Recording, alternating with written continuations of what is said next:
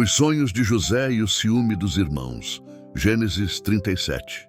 A história de José do Egito está registrada no livro de Gênesis, capítulos 37 a 50. Aqui estão os principais momentos de sua trajetória.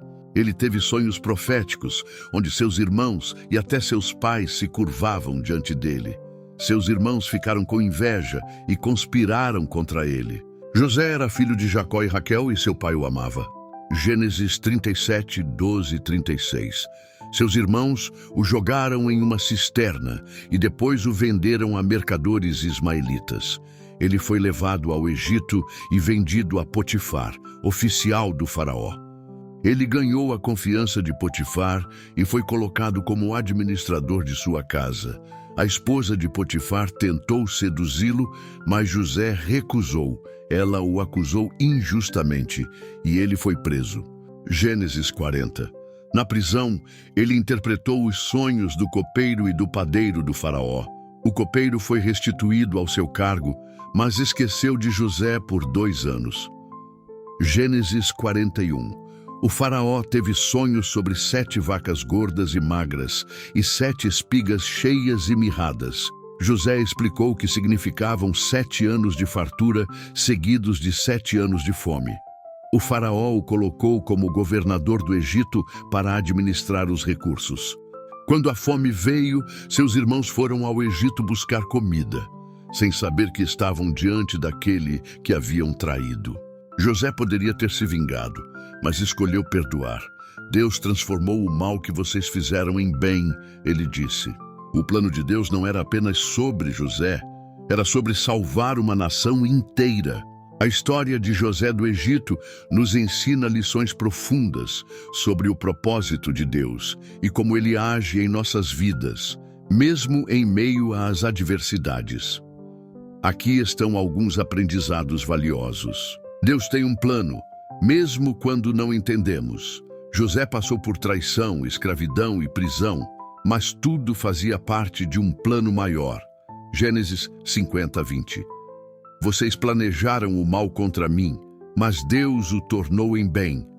Muitas vezes não entendemos o que está acontecendo, mas Deus está moldando nossa vida para algo maior.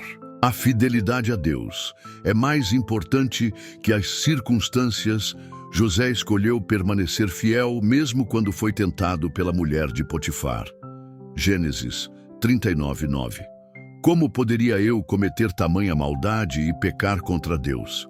Devemos manter a integridade e a fé, mesmo quando ninguém está vendo. Deus usa os desertos para nos preparar. Antes de governar o Egito, José teve que enfrentar anos de dificuldades. Cada fase difícil fortaleceu seu caráter e o preparou para o propósito. Os momentos difíceis são a escola de Deus para nos capacitar. Deus usa os desertos para nos preparar. Antes de governar o Egito, José teve que enfrentar anos de dificuldades. Cada fase difícil fortaleceu seu caráter e o preparou para o propósito. Os momentos difíceis são a escola de Deus para nos capacitar. A fidelidade a Deus é mais importante que as circunstâncias. José escolheu permanecer fiel mesmo quando foi tentado pela mulher de Potifar. Gênesis 39, 9. Como poderia eu cometer tamanha maldade e pecar contra Deus?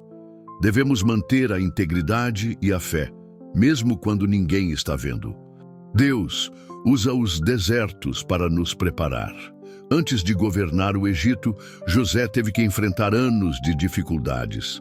Cada fase difícil fortaleceu seu caráter e o preparou para o propósito. Os momentos difíceis são a escola de Deus para nos capacitar.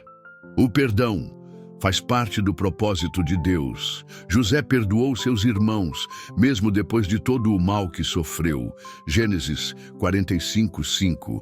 Não fiquem angustiados nem furiosos consigo mesmos por terem me vendido para cá, pois foi para salvar vidas que Deus me enviou adiante de vocês. O perdão liberta e nos permite avançar no plano de Deus. O propósito de Deus sempre abençoa outros. Deus usou José não apenas para salvar sua família, mas toda uma nação da fome.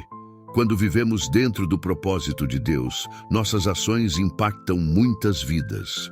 A história de José nos ensina que os planos de Deus são maiores que nossos problemas e que tudo coopera para o bem daqueles que o amam. Romanos 8:28.